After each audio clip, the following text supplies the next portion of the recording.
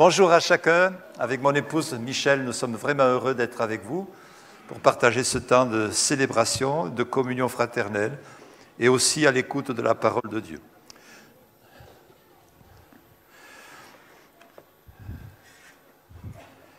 Vous trouverez à la sortie quelques-uns des livres que j'ai écrits. Le dernier qui vient de sortir s'appelle « Vieillir heureux ». Alors certains me disent « mais je ne suis pas assez vieux pour le lire ». Je voudrais vous dire que plus tôt vous commencez, mieux c'est. Hein.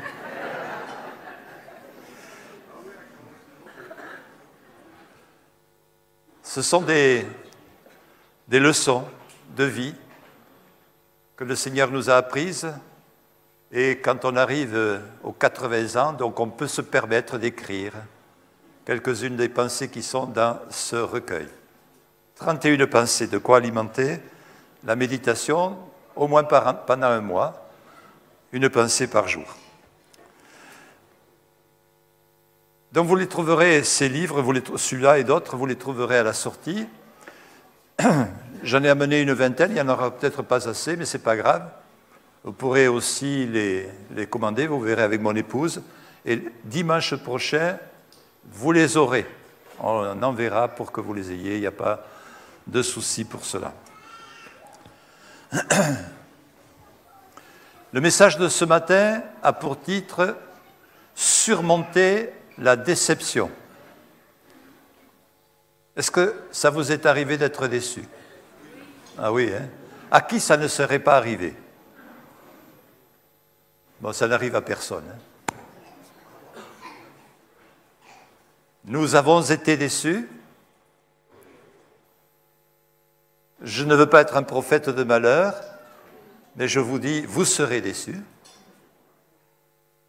Mais l'essentiel, c'est surtout de sortir, quand nous sommes déçus, de sortir de la déception. Et peut-être que ce matin, il y a des personnes qui vivent une déception particulière. Et je pense que ce message est pour vous.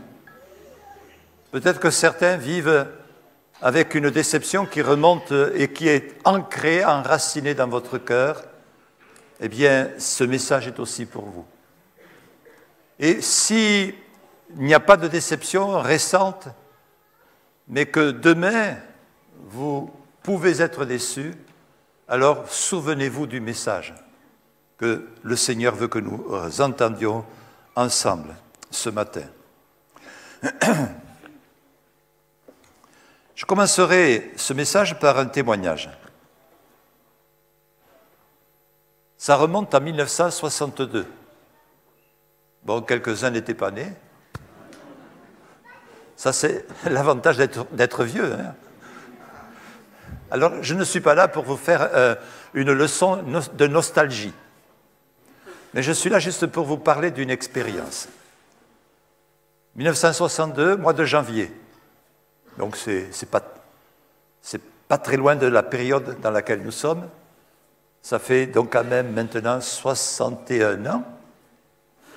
Mon cœur bat. Pour Michel.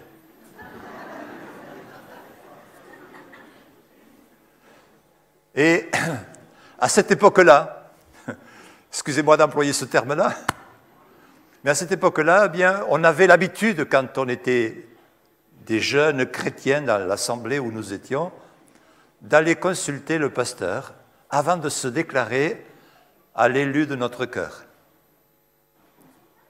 Je ne dis pas qu'il faut faire la même chose, mais voilà comment on faisait.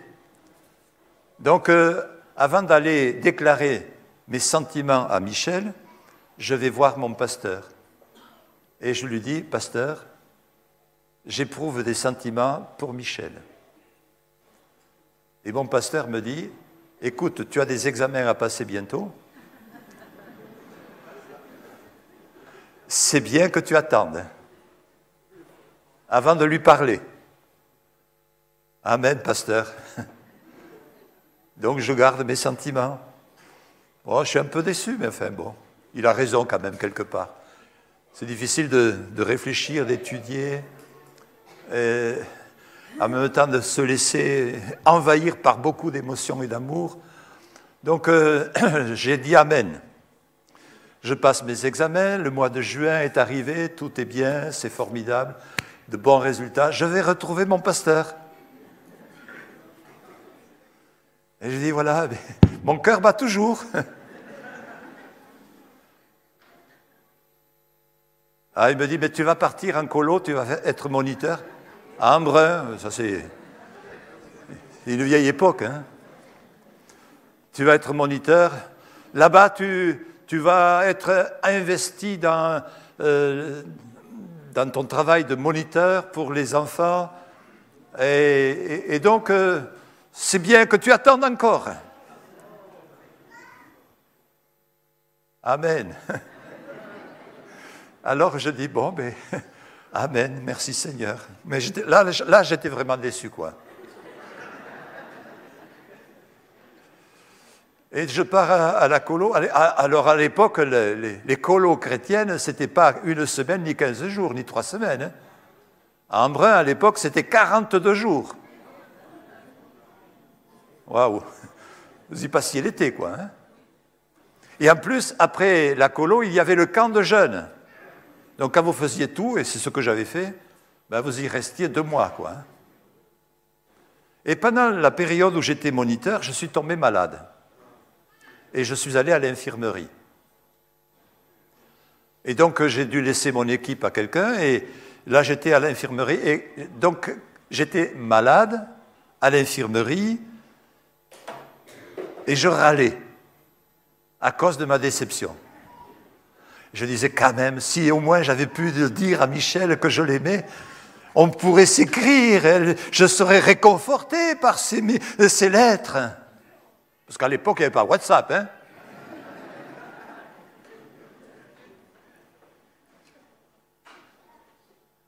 Mais voilà, je n'étais pas content, j'étais déçu.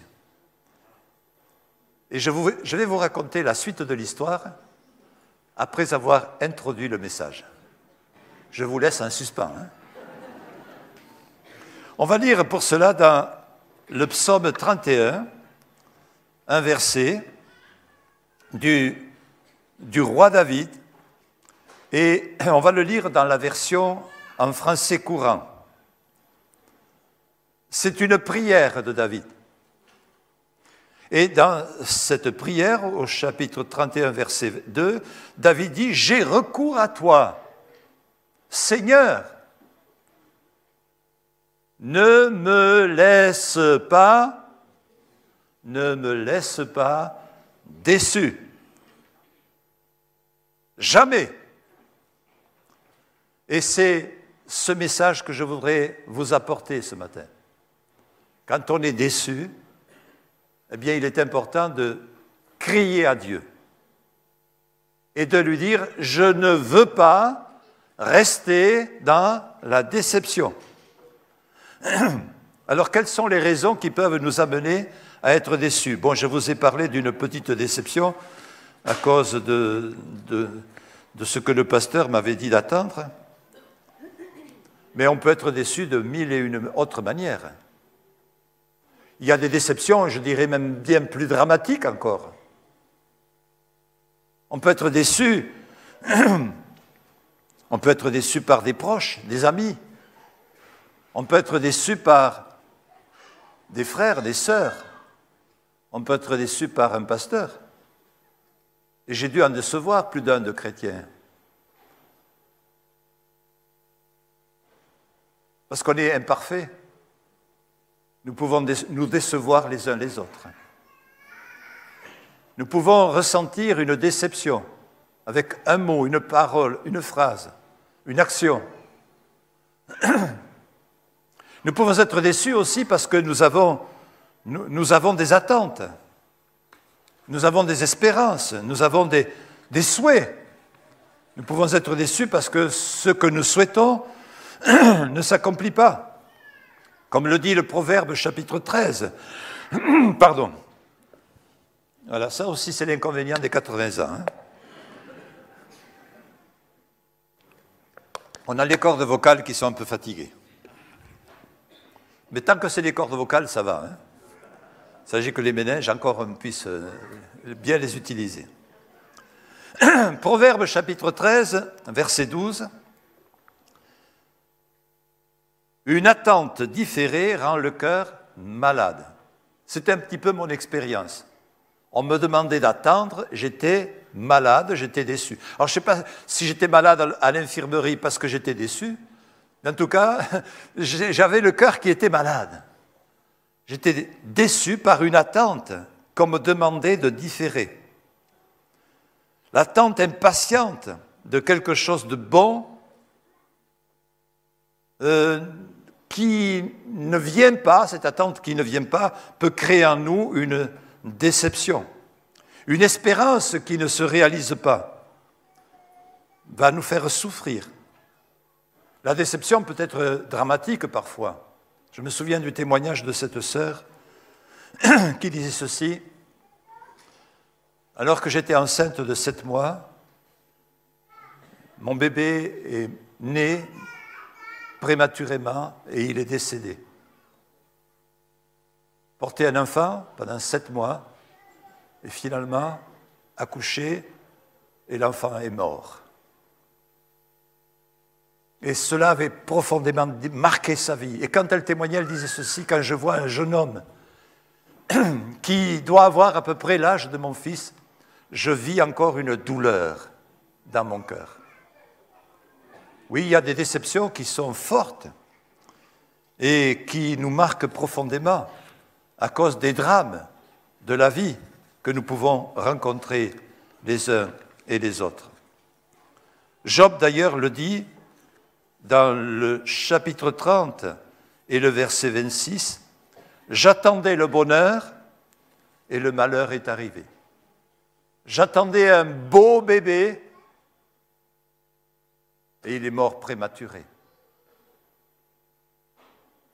J'espérais la lumière, dira Job, et les ténèbres sont venues. » Une espérance déçue amène beaucoup de frustration et de déception. Quand on attend de bonnes choses et qu'elles n'arrivent pas, quand il nous arrive des problèmes, alors comme Job, nous éprouvons de la déception. Peut-être que quelqu'un attendait un travail et puis vous avez eu l'information que ce travail ne vous est pas donné. Et vous êtes déçu. Vous attendiez une promotion et elle a été accordée à quelqu'un d'autre. Et vous êtes déçu.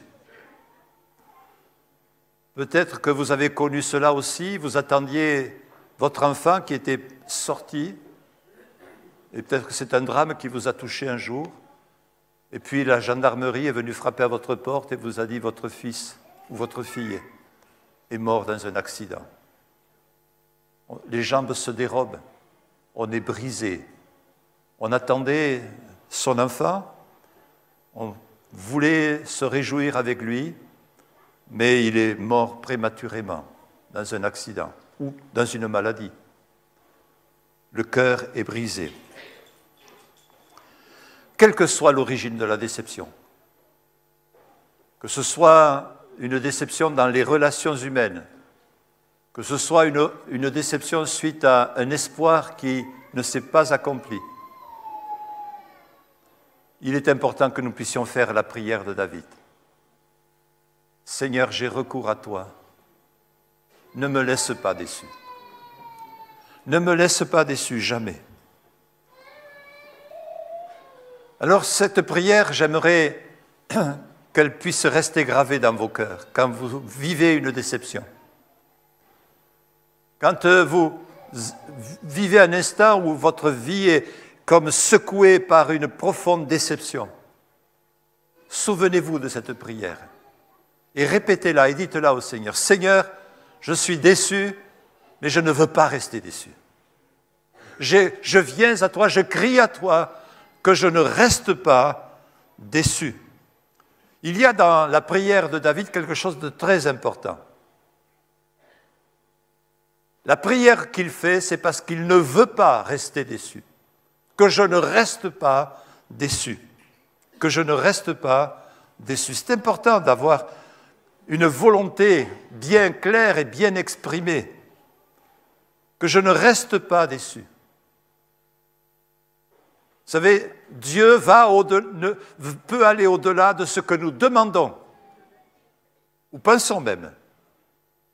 Mais il n'ira pas au-delà de ce que nous ne pensons pas ou ne demandons pas. Et si nous demandons à Dieu de ne pas nous laisser dans la déception, il va nous accorder sa grâce pour sortir de la déception.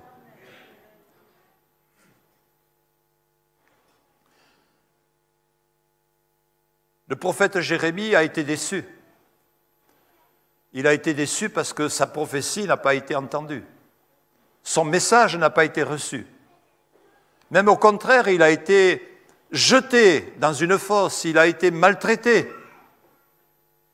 Et quand il se souvient de tous ses échecs, de tous ses refus, de toutes ses frustrations, de toutes ces difficultés qu'il a rencontrées alors que le message de Dieu n'était pas reçu, il était déçu et il dit, quand je pense à l'absinthe et au poison que ces choses ont laissé dans ma vie, dans Lamentations chapitre 3, verset 22, alors mon âme est abattue au-dedans de moi. Mais il dit ceci, voici ce que je veux repasser dans mon cœur. Ce que je veux repasser à mon cœur, c'est que les bontés de l'Éternel ne sont pas épuisées. L'Éternel est mon partage, dit mon âme, c'est pourquoi je veux espérer en lui. Je veux. Pour sortir de la déception, il faut le vouloir. Alors que ton cœur est déçu ce matin, alors que tu vis une déception dans quelque domaine que ce soit, la question que le Seigneur te pose et que le Seigneur me pose et qu'il nous pose aux uns et aux autres, c'est celle-ci. Veux-tu sortir de la déception? Amen. Je ne veux pas rester dans la déception. Seigneur, je veux sortir de la déception. Et si tu le veux, sache que Dieu le veut aussi. Et qu'il va venir à ton secours pour surmonter la déception qui est la tienne. Dans ce verset que nous avons lu de David, David dit, « Seigneur, j'ai recours à toi. » Quand on est déçu, la meilleure personne vers laquelle nous pouvons aller pour parler de notre déception, c'est le Seigneur. Vous savez, ça peut arriver que nous soyons déçus par les paroles, les propos, les actions de l'un ou de l'autre. Et notre tendance naturelle, c'est peut-être d'aller trouver un ami, quelqu'un, et lui dire « Tu ne sais pas ce qu'il m'a fait, ta. Tu ne sais pas ce qu'il m'a dit, oh là là là là. » Et la personne qui nous entend, elle va être aussi déçue que nous.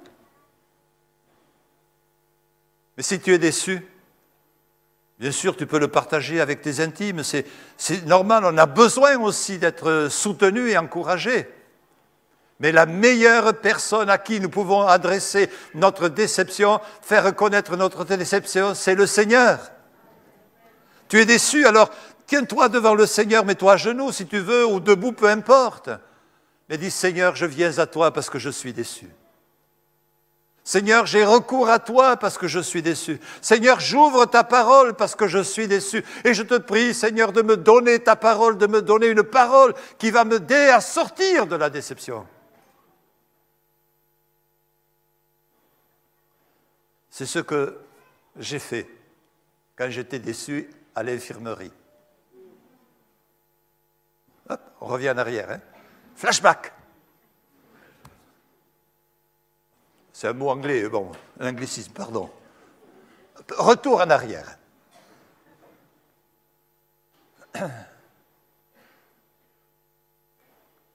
Alors, j'étais là, je râlais dans mon lit à l'infirmerie. J'avais même pas envie d'ouvrir la Bible. J'étais frustré, quoi. Et je pensais, je ruminais, oh là là, ce pasteur quand même. Il m'oblige à ne pas avouer mon amour et ma flamme. Là, je pourrais avoir des lettres qui me feraient du bien. J'en voulais au pasteur. Ça vous arrive à vouloir au pasteur? C'est pas bien, hein? Mais ça m'est arrivé. Oui, j'ai été frustré, j'étais déçu. Alors, et quand même, j'ai dit, Seigneur, il faut que tu me parles. Et j'ai lu ma Bible, donc comme je le faisais tous les jours et je lisais donc selon un rythme bien calculé, j'avais un planning de lecture. Et je suis arrivé dans ce texte des Proverbes chapitre 10, verset 18. Proverbes chapitre 10, verset 18. L'attente, pas la tati, hein, l'attente, le fait d'attendre, hein. L'attente des justes n'est que joie. Et le Saint-Esprit me dit, tu es un râleur, toi. Hein? Tu n'es vraiment pas dans la joie. Hein? On t'a dit d'attendre et tu râles. Mais si tu es un enfant de Dieu et que tu es revêtu de sa justice, tu dois expérimenter ce verset. Le fait d'attendre ne doit pas te remplir de tristesse, mais de joie. Waouh, merci Seigneur. Là, tu m'as parlé, Seigneur. Hein? Alors j'ai commencé à remercier Jésus et dire, Seigneur, pardonne-moi d'avoir râlé après mon pasteur. Seigneur, pardonne-moi parce que je me plais. Et je te demande, Seigneur, de me remplir de ta joie. Et j'ai commencé à chanter un chœur. Joie, joie, mon cœur est plein de joie. Joie, joie, mon cœur est plein de joie. Amen. Et puis la tristesse est partie, la déception est partie. Quand tu es déçu, adresse-toi au Seigneur et reçois sa parole. Il va te donner une parole. Vous savez, il y a une expérience qu'ont vécue 2 disciples de Jésus, qu'on appelle les disciples d'Emmaüs. Ils étaient déçus, hein? Puisque la Bible dit que, alors qu'ils marchaient sur le chemin, ils disent eux-mêmes, nous espérions que ce serait lui qui délivrerait Israël. Luc 24. Nous espérions que. Ils étaient déçus. Ouais, Jésus était là, il faisait des miracles, Jésus avait, des foules le suivaient, il y avait une espérance en Jésus. On pensait que c'était lui le Messie qui allait mettre les Romains dehors et qui allait rétablir le royaume de David. Et ils étaient dans cette espérance d'un Messie qui allait établir un règne terrestre. Mais Jésus a été cloué sur la croix. Jésus a donné sa vie pour le salut de l'humanité. Et ils n'ont pas compris cela. Et ils sont déçus. Et alors qu'ils parlent de leur déception à Jésus, parce que Jésus est à côté d'eux. Quand tu parles de ta déception, c'est à Jésus qu'il te faut en parler. Hein? Remarquez qu'ils ne savaient même pas que c'était Jésus, mais ça fait rien. Heureusement que c'était Jésus.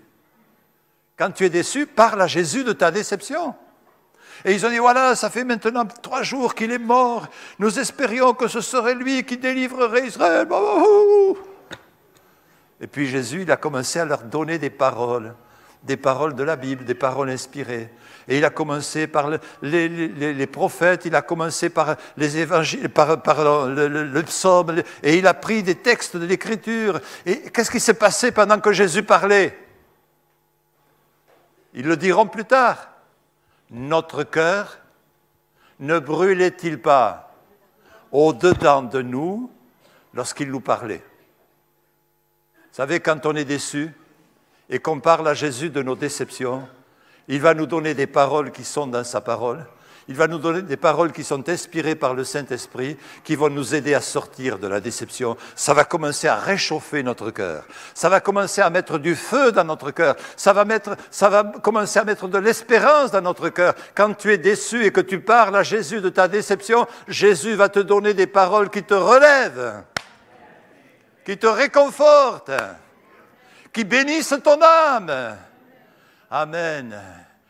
Oh Seigneur, c'est la prière de David, Seigneur, que je ne reste pas déçu. Je ne veux pas rester déçu, que je ne reste pas déçu. Dieu m'a donné une parole. L'attente des justes n'est que joie. Et ma déception s'est envolée. Après le retour de la colo, là je ne suis plus allé voir mon pasteur. Hein. Je dis, il risque de me faire attendre encore une éternité. Hein. Je l'avais bien respecté jusque-là, mais je continue à l'aimer, mais je suis allé directement m'adresser à ma bien-aimée. Ah oui, je lui ai envoyé j'étais à Montpellier, je faisais mes études, elle était à Narbonne, donc je lui ai envoyé une carte de déclaration d'amour. Alléluia. Merci Seigneur. Et ça ne fait que 61 ans que j'ai envoyé cette lettre. Hein. Et on est heureux d'être ensemble.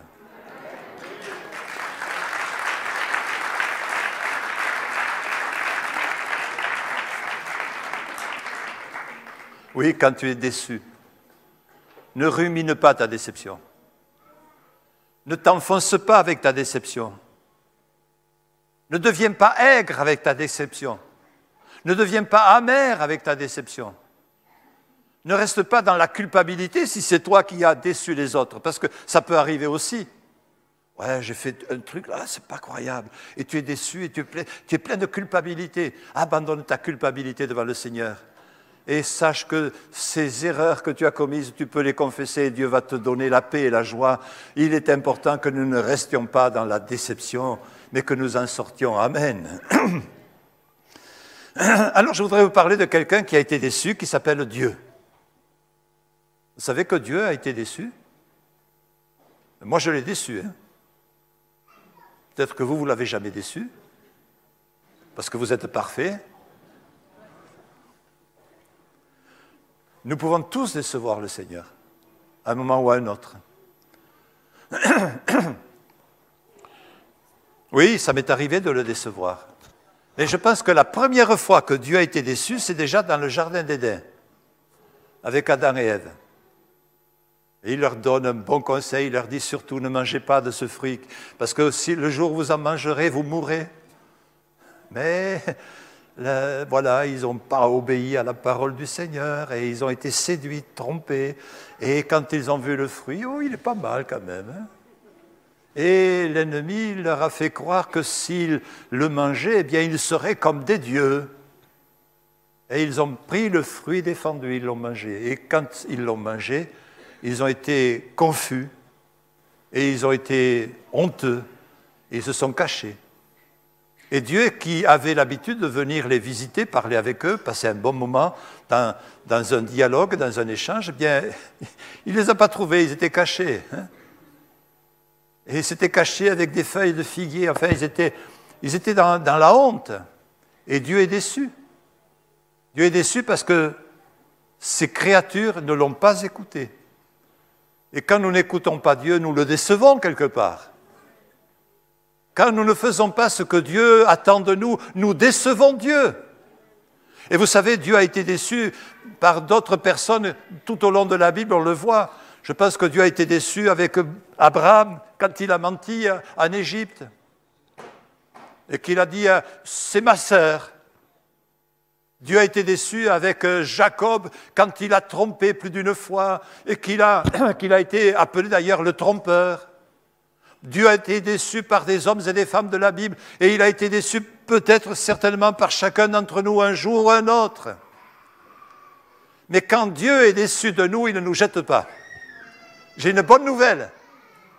Quand Dieu est déçu des hommes, il cherche une solution pour les relever. Et si tu as déçu de Dieu, ne désespère pas. Si tu as déçu Dieu, Dieu t'aime et il veut te relever. Amen.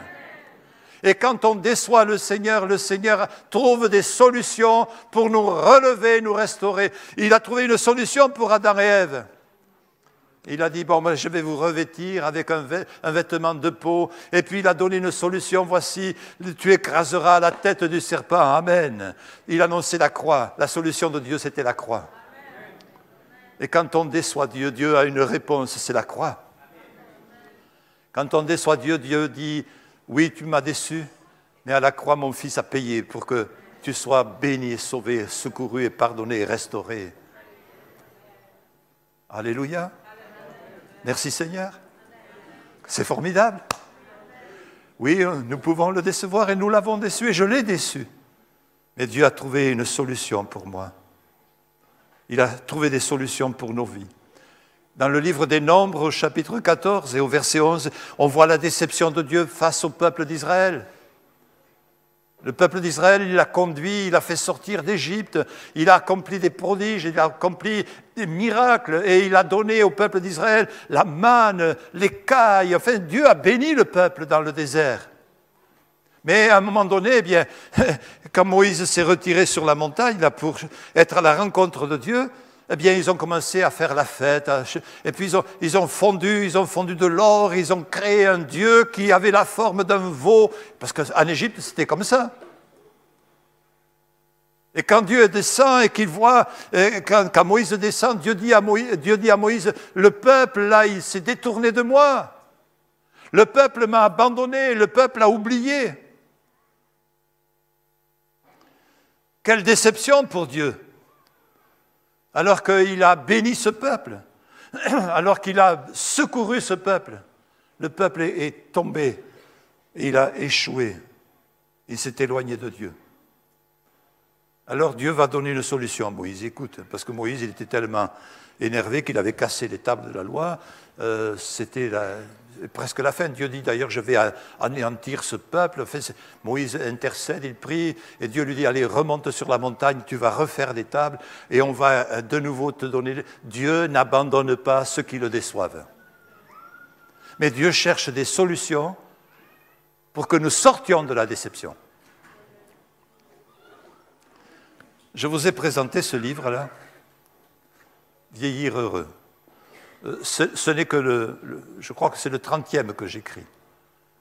Il y en a tout un tas qui ont été déjà publiés. 31 pensées. Chaque fois, c'est un même modèle, 31 pensées. Et vous savez d'où ça vient? D'une déception. Oui? Alors là, c'est un peu plus près quand même. 2007, pardon. Ah 2007. C'est pas si vieux que ça, quand même. 2007. Je suis un pasteur heureux à la retraite. Je sers de temps en temps à l'école biblique à Bordeaux. J'enseigne la missiologie. J'enseigne la gouvernance de l'Église. Et puis pour des raisons dont je passe sur les raisons, peu importe, l'équipe des pasteurs de la région dans laquelle j'étais dit « Tu ne peux plus enseigner à l'école biblique. » Fini. Bam. On m'interdit d'enseigner à l'école biblique. Des collègues, ils m'ont déçu. J'étais déçu. J'étais déçu parce que, bon, pour moi, j'étais heureux d'enseigner à l'école biblique. J'avais mes étudiants, là, c'était formidable de les avoir. Et puis, on me dit, non, tu ne peux plus enseigner à l'école biblique. Amen. Tu es déçu, hein? Tu es déçu. Mais j'étais bien déçu, hein? Alors, j'étais responsable d'une petite assemblée, mais il y avait avec moi un frère qui servait le Seigneur aussi, qui était dans le service de Dieu, qui venait d'être reconnu, un jeune, comme on dit. Et le jeune m'a dit, Paul, ne sois pas déçu. Tu as tellement d'expérience derrière toi, ce serait bien que tu écrives une pensée chaque jour pour l'église locale. Ah bon? C'est lui qui m'a donné la solution. Alors j'ai commencé à écrire une pensée pour l'église locale. Il y avait 10 abonnés à l'époque. Hein. Après, il y en a eu 15, après, il y en a eu 20. Et après, ça a été 365 pensées. Et après, ça a été 2 ans, 3 ans, 4 ans de pensées. Chaque jour, j'écrivais une pensée. Et j'ai regroupé les pensées par thème. Clarté sur l'épître aux Hébreux. Sur les pas de Marc.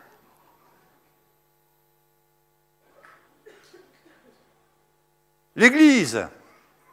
Le retour du Seigneur. Le chrétien et l'argent. 31 pensées comme ça, sur divers thèmes.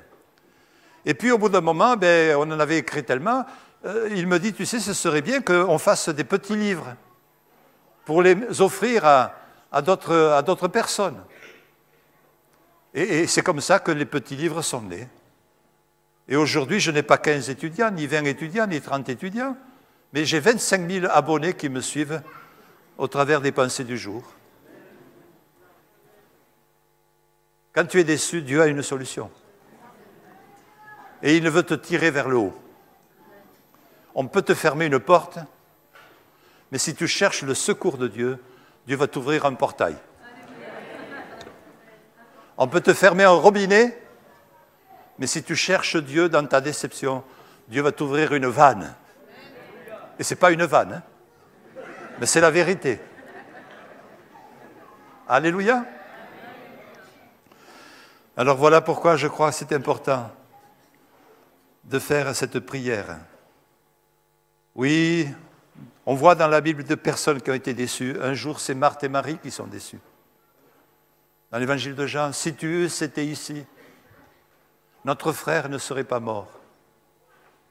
Elles sont déçues parce que Jésus n'est pas venu tout de suite. Et des fois, nous sommes déçus parce que les choses ne se font pas comme nous voudrions qu'elles se fassent. Au rythme que nous avons prévu. Dieu a un autre rythme, Dieu a une autre vision des choses. Et nous sommes déçus. Mais Jésus va réconforter ces deux femmes. Et il va leur dire, je suis la résurrection et la vie.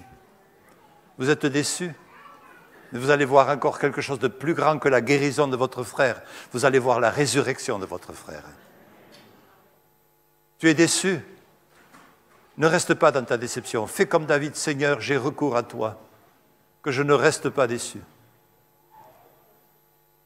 Et Dieu va venir à ton secours, il va exaucer ta prière.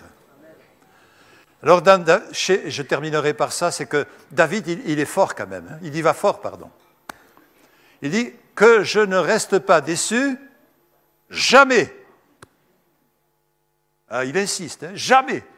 C'est-à-dire, même si cela me revienne, si une nouvelle déception revient, si encore je suis déçu demain, eh bien que ce jour-là, et que même si demain la déception vient frapper à ma porte, eh bien je ne veux pas rester dans la déception, jamais plus je ne veux rester dans la déception. Et quelles que soient les déceptions du passé, quelles que soient les déceptions présentes, ou même quelles que soient les déceptions à venir, que nous puissions dire, Seigneur, jamais je ne veux rester dans la déception, parce qu'en toi j'ai toutes choses avec abondance.